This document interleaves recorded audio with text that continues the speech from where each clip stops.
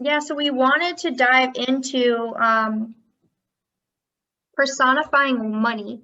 And what do I mean by this? So a lot of people are like, you know, have you ever heard of it? Heard of people say, maybe gurus say, you hear a lot of the spiritual leaders say, or I've even said this myself a lot, is tap into the frequency of abundance and act as if, you know, you already have it. Feel into the energy of abundance. Feel what it feels like to be wealthy and to be abundant. And a lot of people are like, well, Hannah, that's great and all. I want to be able to do that, but I don't even know what it means to be wealthy and what it feels like to be wealthy. Or, you know, I never had a lot of money, so I have a bit of a challenging time tapping into that frequency of wealth and of abundance.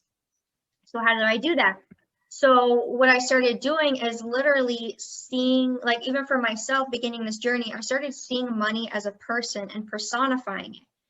And this radically changed everything for me. And even my freaking clients, like, I've had my biggest and most major breakthroughs by seeing money as a person and then changing what that person is and means and so forth. So for example, what I did was I was like, okay, so when I started doing this, you know, I worked a lot on my money beliefs. How many of you have like worked a lot on your beliefs about money and your money mindset? I just want to get an idea.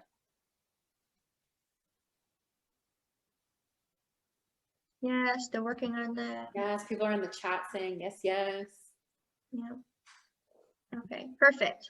Perfect. So yeah, a lot of you already probably have uncovered most of your beliefs, like you know that, you know, money isn't evil, isn't the root of all evil and so forth, like the very common collective conscious beliefs.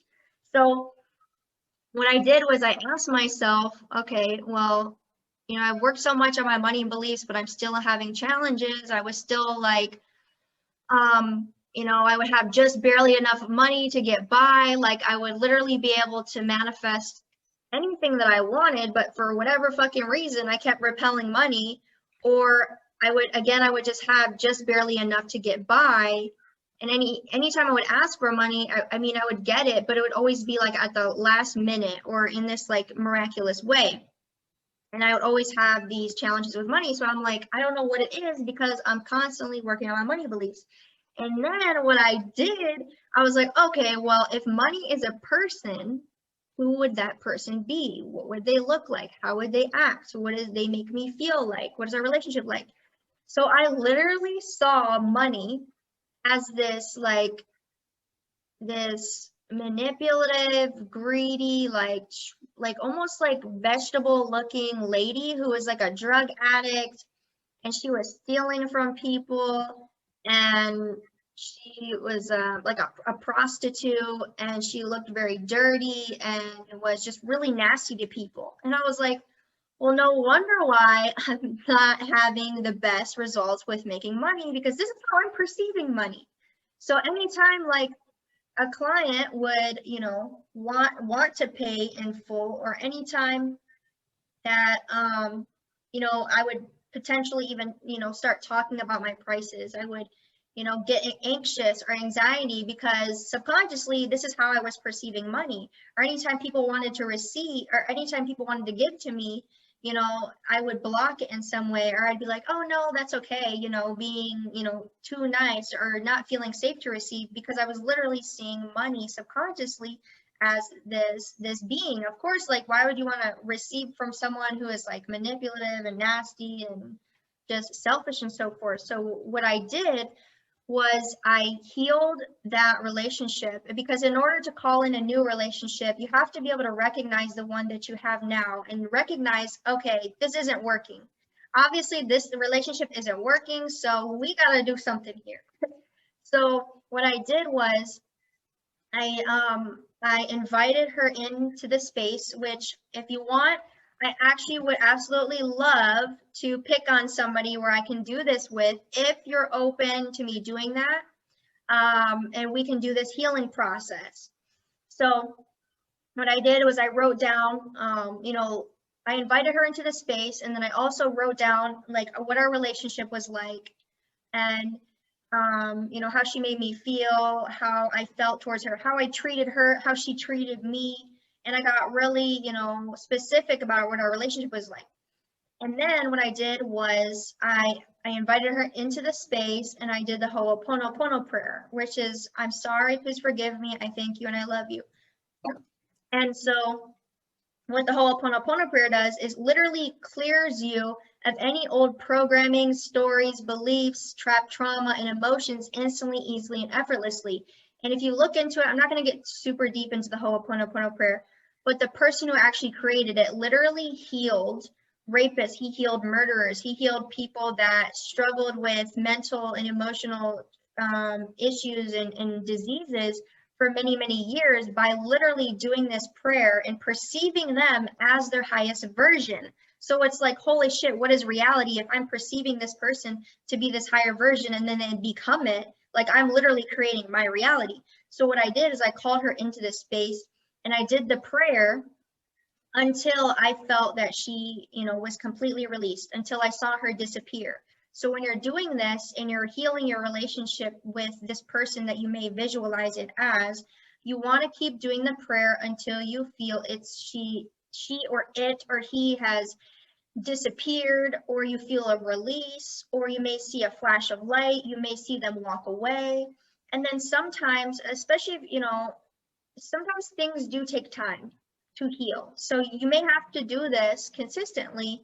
And when your old money stories and beliefs come up, you want to invite this person in your space and do the prayer or do this exercise so you can release the beliefs that you have with money, and so you can heal your relationship. Because in order to call in a new relationship, you have to let go of the old one.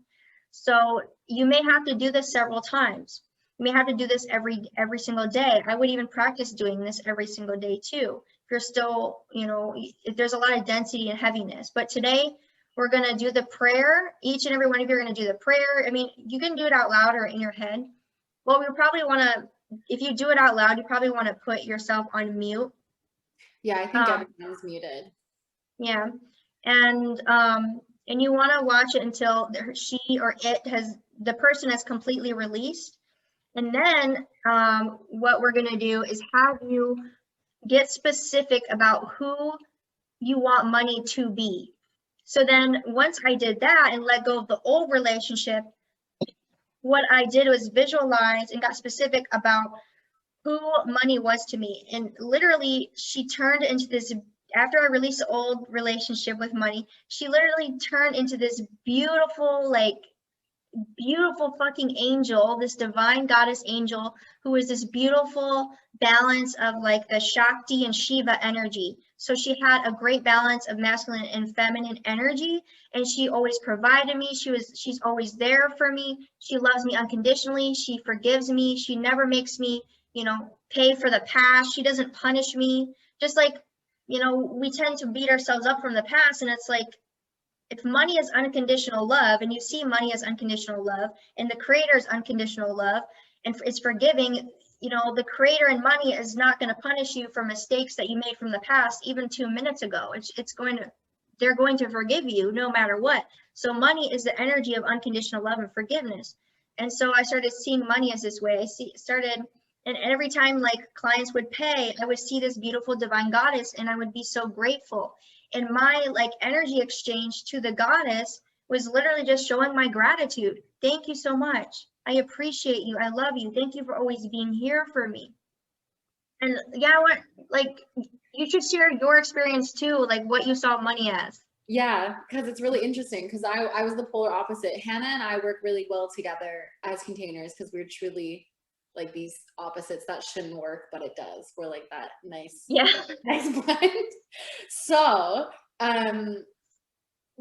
when I actually did this with Hannah. So when I first started doing personifying money, I saw it as this isn't a bad thing. I literally saw it as my dad.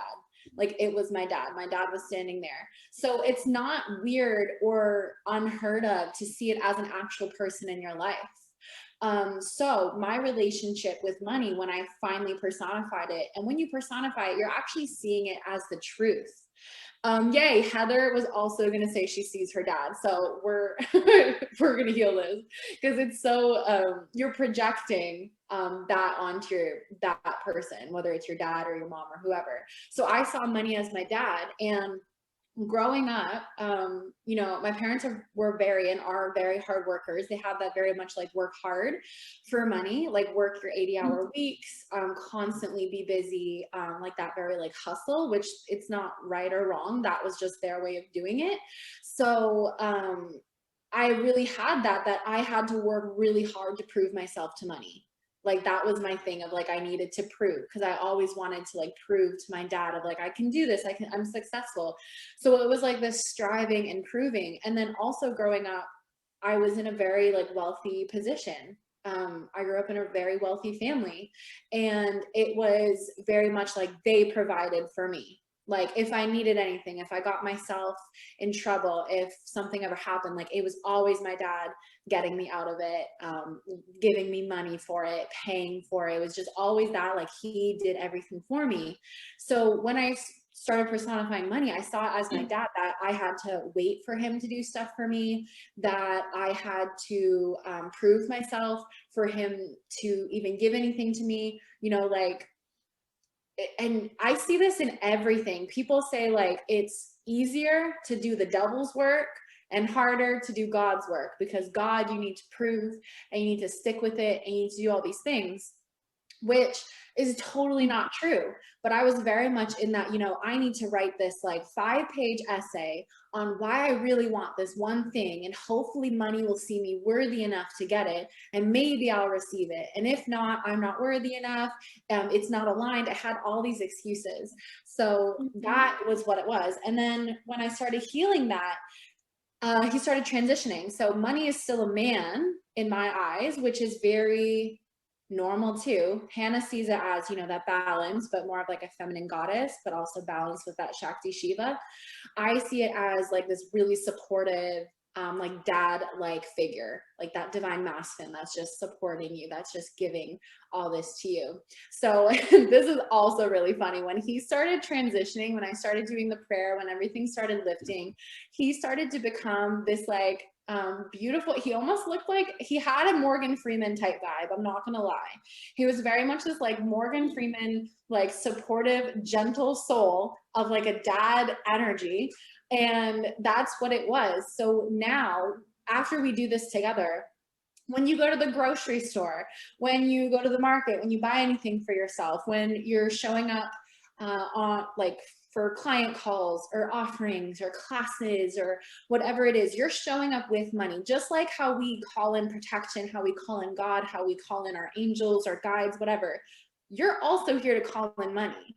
And that's a person that is a beautiful godlike person. So now every time I say groceries, because I moved on an island, so now groceries are like twice as much, and I had to like get through that. So now when I pay for groceries, I'm not going out of the grocery store under like $250. That just like usually doesn't happen. So every time I go to the grocery store now, at first I was like, well, fuck my Jesus, like used to be $80, now I'm paying like $300 for groceries, which is not a big deal. But as soon as I had money, that was that like beautiful personified, free, like gentle dad-like soul. Every time I pay, he's like, here you go, darling. Like, oh my God, here you go. Of course you want that. Of course you're buying all organic local food. Of course you need your fresh pressed juices. Of course you need this. And that's exactly what it was. And it feels so freaking good. So it can, you bring that everywhere you go. Everywhere you go, money is bringing you and supporting you and being there for you.